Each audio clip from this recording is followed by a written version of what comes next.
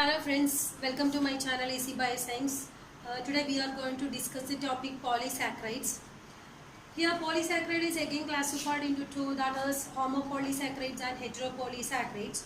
Homopolysaccharide means it is composed of single kind of monosaccharide. For example, starch, glycogen and cellulose. Heteropolysaccharide means it is composed of two or more monosaccharides. For example, hyaluronic acid, heparin and keratin sulfate.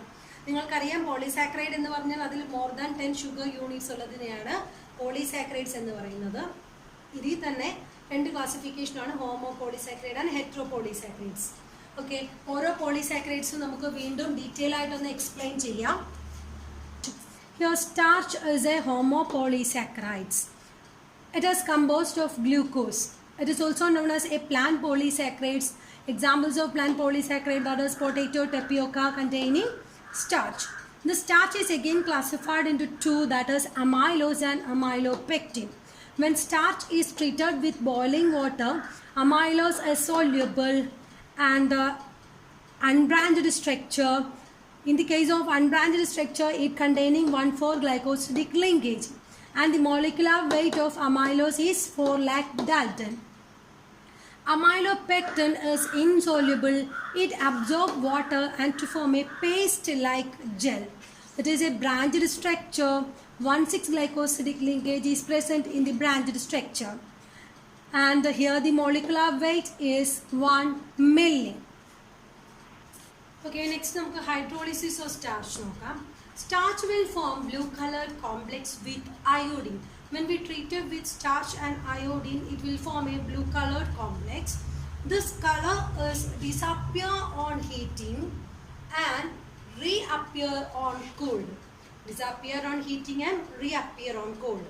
This is a sensitive test for starch. Starch is a non-reducing sugar. Okay. And when starch is hydrolyzed by mild acid, smaller fragments are produced. Non-reducing ആയിട്ടുള്ള സ്റ്റാർച്ചിനെ നമ്മൾ ഏതെങ്കിലും ഒരു mild acids use ചെയ്ത് hydrolyse ചെയ്യുകയാണെങ്കിൽ it will produce smaller fragments. When hydrolysis starts, short time it will produce a compound that is known as amylodextrin. It have a color that is violet color, but it is also a non-reducing form. And further hydrolysis will produce another compound that is known as erythrodextrin.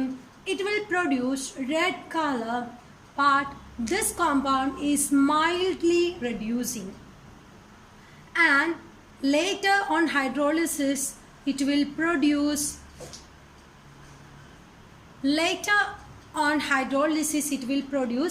acrodextrin.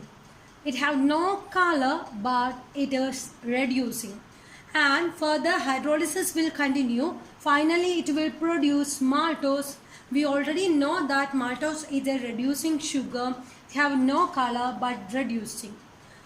Hydrolysis of starch. Starch is a non-reducing sugar, but we treated with mild acid, it will form smaller fragments, and finally it is form reducing sugar, that is maltose. Okay. Okay, next നമുക്ക് actions of amylase on starch explain ചെയ്യാം. Amylases enzyme starchil എങ്ങനെ act ചെയ്യുന്നു എന്നുള്ളത്. Salivary amylases and pancreatic amylase, നമ്മുടെ ബോഡിയിലുള്ള രണ്ട് amylases ആണ് salivary amylase and pancreatic amylase. These amylases act on 1,4-glycosidic linkage of starch and split starch into dextrin and finally alpha maltose. ഈ ഒരു രണ്ട് amylases നമ്മുടെ ബോഡിയിൽ ആക്ട് ചെയ്തിട്ട് ഫൈനൽ product ആയിട്ടുള്ള ആൽഫ മാൾട്ടോസ് ആയിട്ട് ബ്രേക്ക് ഡൗൺ ചെയ്യുന്നു. And in the second amylase is beta amylases. Beta amylases are plant origin which split starch to form beta maltose.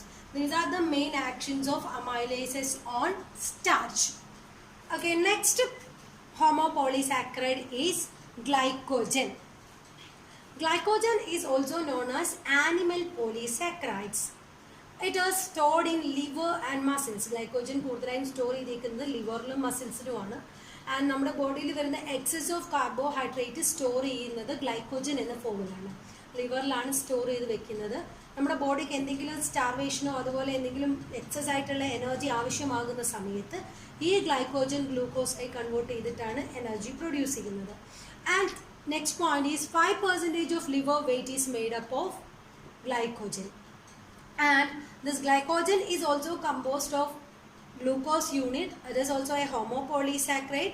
It containing two linkages, 1,4 linkage and 1,6 linkage. 1,4 linkage in the straight point and 1,6 linkage in the branching point. Straight linear ആയിട്ട് വരുന്നിടത്ത് 1,4 ലിങ്കേജും branching points വരുന്നിടത്ത് 1,6 ലിങ്കേജുമാണ് വരുന്നത്. And the molecular weight is 5 million. These are the second homopolysaccharide glycogen. Okay guys, next polysaccharide is cellulose. Cellulose is a supporting tissue of plants. Cellulose constitute 99% of cottons and 50% of wool. So it is the most abundant organic material in nature. Okay, it is composed of glucose combined with beta-1,4 linkage. So it is a straight line structure having molecular weight is 2 to 5 milli. Okay.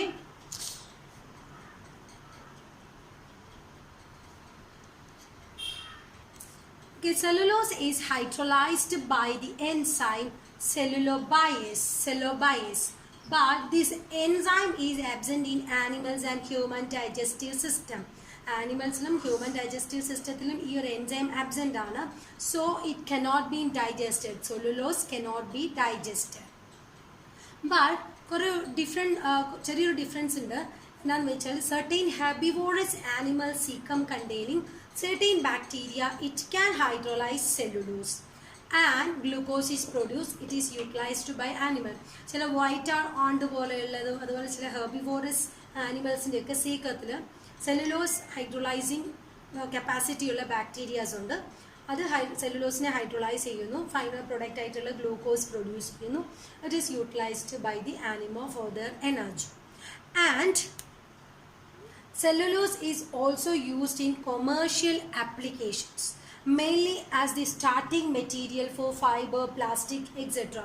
Cellulose നമ്മുടെ ബോഡിയിലുള്ള functions കൂടാതെ തന്നെ certain commercial അപ്ലിക്കേഷൻസിന് use ചെയ്യുന്നുണ്ട്. Mainly fibre പ്രൊഡക്ഷൻസിലും plastic പ്രിപ്പറേഷൻസിൻ്റെ ഒക്കെ starting material ആയിട്ട് നമുക്ക് സെല്ലുലോസിനെ use ചെയ്യാവുന്ന. അപ്പോൾ polysaccharides നമ്മൾ ഡിസ്കസ് ചെയ്തതിൽ ഇത്രയും നേരം പറഞ്ഞത് നമ്മൾ സെല്ലുലോസ് പറഞ്ഞു, ഗ്ലൈക്കോജൻ പറഞ്ഞു, സ്റ്റാർച്ച് എക്സ്പ്ലെയിൻ ചെയ്തു.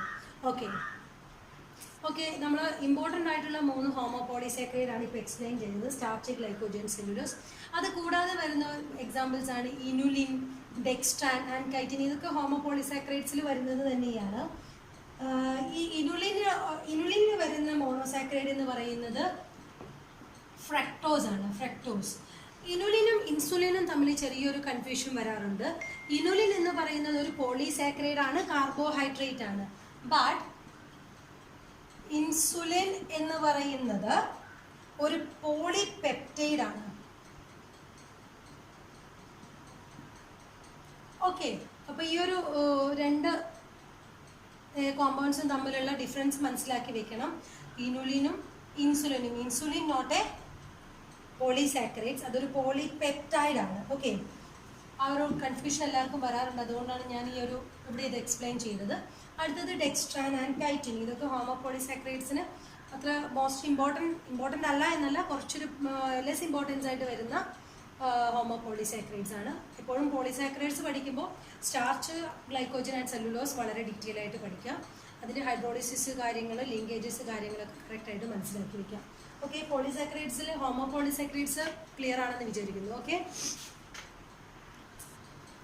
ഓക്കെ, നെക്സ്റ്റ് നമുക്ക് ഹെട്രോപോളിസാക്കറൈഡ്സ് നോക്കാം. Heteropolysaccharide means it containing 2 or more different monosaccharides. For example, glucose, galactose, fructose, അങ്ങനെ different kind of monosaccharides join ചെയ്തുകൊണ്ടാകുന്നതാണ് heteropolysaccharides. First example of heteropolysaccharides agar. Agar നമ്മൾ ഒരുപാട് കേട്ടിട്ടുള്ളതാണ്. It is a solidifying agent. It is mainly used in microbiological lab. Agar containing galactose and glucose and other sugars. In the repeating unit, more than 10 sugar units combined to form agar. It is dissolved in water. Agar is dissolved in water at 100 degrees Celsius. Upon cooling, it's set into a gel. Agar cannot digested by bacteria. It's an important point. Agar cannot digested by bacteria. So it is used as a supporting agent to culture bacteria, immunodiffusions, electrophoresis, etc.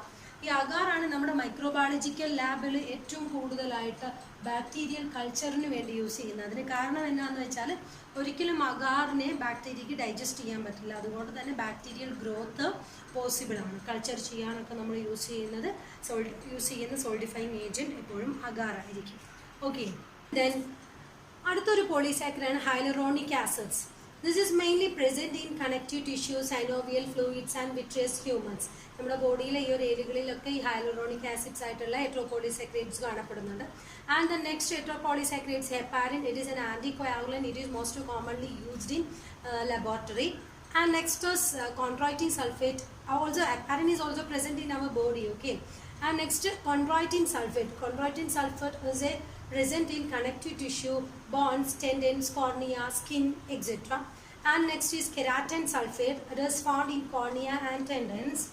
And the fifth one is dermatan sulfate. It is found in skin.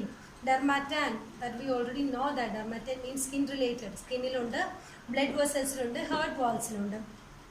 ഹെറ്ററോപോളിസാക്കറൈഡ്സ് ആയിട്ടുള്ള ഈ ഒരു കോമ്പൗണ്ട്സിൻ്റെ ഒക്കെ deficiencies നമ്മൾ ഈ പറഞ്ഞേക്കുന്ന ഓരോ ഓർഗൻസിനുമുള്ള ഡിസീസിലോട്ട് lead ചെയ്യാനുള്ള chance ഉണ്ട്. അപ്പോൾ നമ്മുടെ ബോഡിയിൽ ഫോർ എക്സാമ്പിൾ ഹൈലറോണിക് ആസിഡ്സിൻ്റെ എമൗണ്ടിൽ കുറവ് വരികയാണെങ്കിൽ that will seriously effect the connective tissues, synovial fluid, vitreous humour, നമ്മുടെ ഐയുടെ ഡിസീസ് ഐ റിലേറ്റഡ് ആയിട്ടുള്ള ഡിസീസിലോട്ടൊക്കെ ലീഡ് ചെയ്യാനുള്ള ചാൻസ് ഉണ്ട്. ഏജ് കൂടുന്നതിനനുസരിച്ച് മേ ബി ഈ കാർബോഹൈഡ്രേറ്റിലെ ഹെറ്ററോപോളിസാക്കറൈഡ്സ് ബോഡിയിൽ ഡെഫിഷ്യൻ്റ് ആവാനുള്ള ചാൻസ് ഉണ്ട്. അപ്പോൾ പ്രോപ്പറായിട്ടുള്ള കാർബോഹൈഡ്രേറ്റ് ഇൻടേക്കും അതുപോലെയുള്ള ഫുഡിൽ വരുത്തുന്ന മാറ്റങ്ങളും കൊണ്ട് നമുക്ക് ഇതുപോലുള്ള ഡെഫിഷ്യൻസീസ് ഒരു പരിധിവരെ റെഡ്യൂസ് ചെയ്യാം. ഓക്കെ, ഇത്രയുമാണ് ഹെറ്ററോപോളിസാക്കറൈഡ്സിൽ വരുന്നത്. അപ്പോൾ നമ്മളുടെ ക്ലാസ്സിൽ കാർബോഹൈഡ്രേറ്റ്സിൻ്റെ ക്ലാസിഫിക്കേഷൻ ഫങ്ഷൻസ് കംപ്ലീറ്റ് ആയി. ക്ലാസിഫിക്കേഷൻ നമ്മൾ പറഞ്ഞു, മോണോസാക്കറൈഡ്സ്, ഡൈസാക്കറൈഡ്സ്, പോളിസാക്കറൈഡ്സ് ആൻഡ് ഒളിഗോസാക്കറൈഡ്സ് പറഞ്ഞു. ഒളിഗോസാക്കറൈഡ്സ് അത്ര ഇമ്പോർട്ടൻ്റ് അല്ല, അതിന് ഫർദർ ക്ലാസിഫിക്കേഷൻസും കാര്യങ്ങളും ഒന്നും വരുന്നില്ല. ഏറ്റവും ഇമ്പോർട്ടൻ്റ് ആയിട്ട് വേണ്ട കാര്യം, പഠിക്കേണ്ട കാര്യം പോളിസാക്കറൈഡ്സ് ആണ്. ഈ പോളിസാക്കറൈഡ്സ് തന്നെ ഹോമോയും ഹെറ്ററോയും ഡിഫറൻഷിയേറ്റ് ചെയ്ത് പഠിക്കും. Homo polysaccharide, starch, glycogen, cellulose വളരെ ഡീറ്റെയിൽ ആയിട്ട് പഠിക്കണം. അതിൻ്റെ ലിങ്കേജും കാര്യങ്ങളും കറക്റ്റായിട്ട് ഓർമ്മ വേണം. ഇത്രയും കാര്യങ്ങളാണ് കാർബോഹൈഡ്രേറ്റിൻ്റെ ക്ലാസിഫിക്കേഷൻ ആൻഡ് ഫംഗ്ഷൻ എന്നുള്ള ഒരു ടോപ്പിക്കിൽ നമുക്ക് ഉൾപ്പെടുത്താനുള്ളത്. റിമൈനിങ് ക്ലാസ്സസിൽ നമുക്കതിൻ്റെ ഡിസീസും കാര്യങ്ങളൊക്കെ ഡിസ്കസ് ചെയ്യാം. ഓക്കെ.